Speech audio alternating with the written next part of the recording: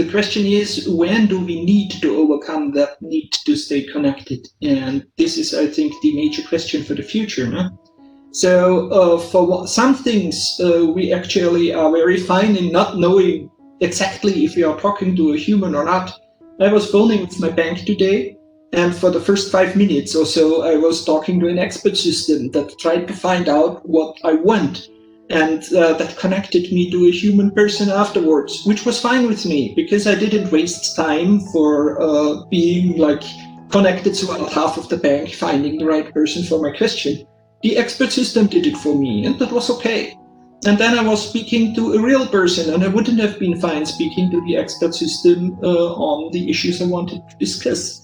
So this is the way to go, I think. We need to have a clear distinction when we would like to have human-to-human interaction, when we can cope with expert systems, and especially when it would be nice to have a mix between those that are essentially helping us in our everyday endeavors.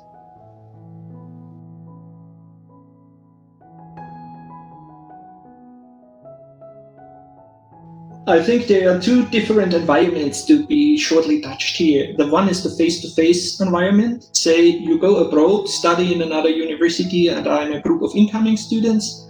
And the other question is, we meet online like we do here, and need to find a way to overcome our differences in culture in a very short moment of time in order to connect nicely with each other. No?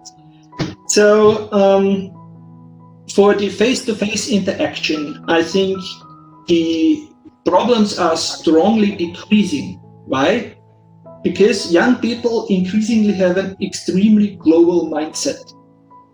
The distinction of belonging to a nation in Europe has very much been replaced with belonging to the European Union, which is a much bigger entity.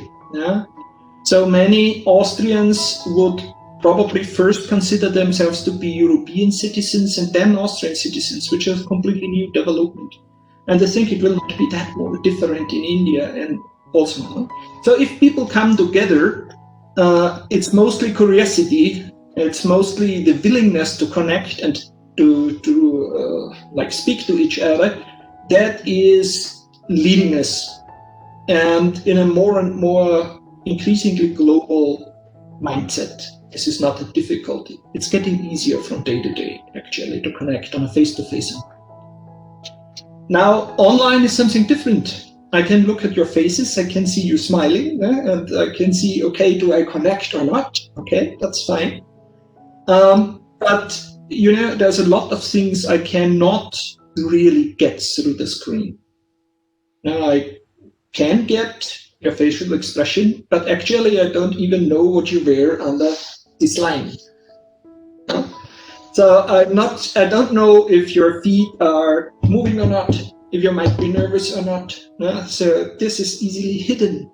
And it's much easier hidden in an online environment, and we tend to be much more anonymous online.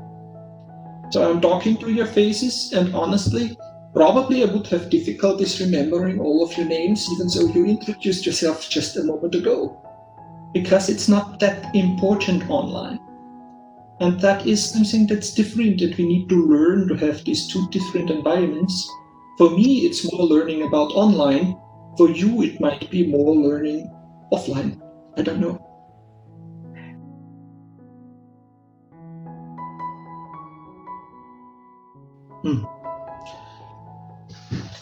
I think there is two things students should be very much concentrated upon if it comes to values.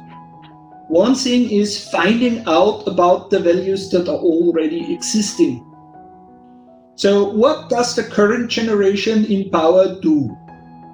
And then it's up to you to discern this is good and this is bad. This should be changed and this should be kept. And I think it's important to be able to follow on the values of the older generations to see what's valuable, what should be retained.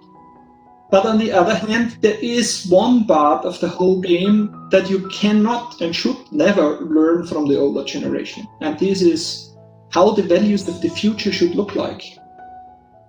And this is something that's up to shape for you. And actually, it's the older generation that should learn from the younger ones in how to move ahead, because you are much more flexible and you are much closer to the pulse of time than we are.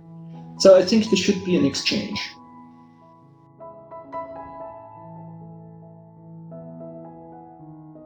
We will need new values to make the world working in the future simply.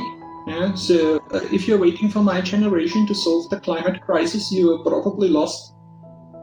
So we have already proven that we are not wise enough to do that. So obviously it's up to you. Also, if you look at the whole topic, it's the young people that drive change. Up to 16-year-old Scandinavian girls. Just to name an example.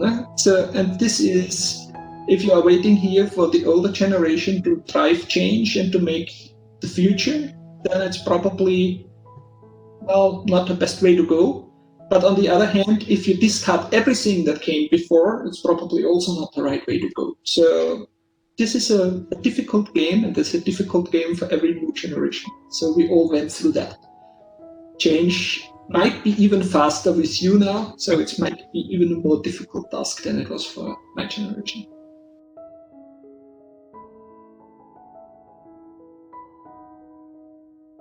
Essentially, again, two approaches. On one hand, it makes a lot of sense to try and include these skills of information gathering and networking into the learning process, because honestly, you excel in it. You are far better than my generation in accessing, filtering, and grabbing knowledge from wherever you need it to find. So you're much faster than us. And this is something you can do very well. So there is a lot of merit in using it for learning also. But on the other hand, then there are some things that really need to be like demonstrated and tried out before you can do it. It's one thing to look in Google how, I don't know, ski jumping is working, but probably you should have trained it with someone who really knows before you go off for the first jump. I don't know if you know about cheese jumping, by the way, but well, it was just an example that came to mind. So some things can be learned from the internet, some things cannot. And I think it is difficult to focus students on those elements that cannot be learned from the internet these days. This is actually something that you might have lost a bit. So if I tell my students Dr. Google doesn't know everything, they tend not to believe me. So difficult. It also is very much to know where to look for information. So actually it's much about nodes, but the nodes you are using, the connection points you are using are mostly digital. And sometimes the younger generation forgets about information sources from people who really are in the business, who actually do what you want to learn. And this is a very valuable resource and shouldn't be discarded too easily. So watching someone doing things, whatever you want to learn, or being taught by example is still much more powerful than reading or looking at a video. There's no way around that.